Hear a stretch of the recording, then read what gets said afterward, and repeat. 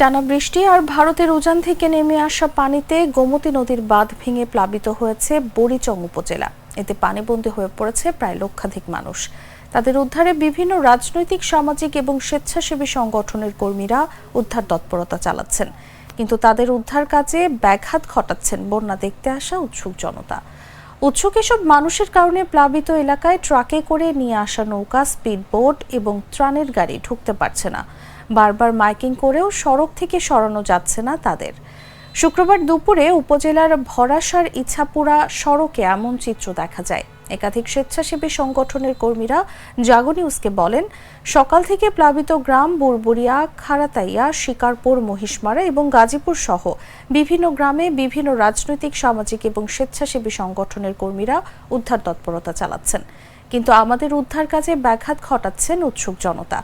তারা পর্যটন এলাকার মতো এসব এলাকায় এসে ঘোরাঘুরি করছেন, দখল করে রেখেছেন সড়ক। তাদের কারণে ট্রাকে করে নিয়ে আসা নৌকা, স্পিড বোট এবং ত্রাণের গাড়ি ঢুকতে পারছে না। বারবার মাইকিং করেও সড়ক থেকে তাদের সরানো যাচ্ছে না। স্বেচ্ছাসেবীদের সঙ্গে বাকবিতণ্ডায় জড়িয়ে পড়ছেন।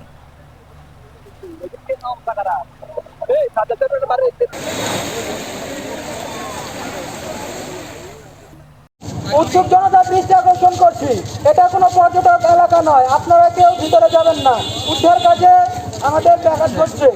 দয়া করে আপনারা বাড়ি ফিরে যান। এখানে উৎসুক জনতার ভিড় বেশি। সবাইকে দেখে মনে হচ্ছে সবাই বন্যার পরিস্থিতি দেখার জন্য বাড়ি থেকে বিরাবির করতে আসতেছে। এখানে আমরা খুব কষ্ট হচ্ছে, মানুষ কন্ট্রোল করা খুব কষ্ট হচ্ছে।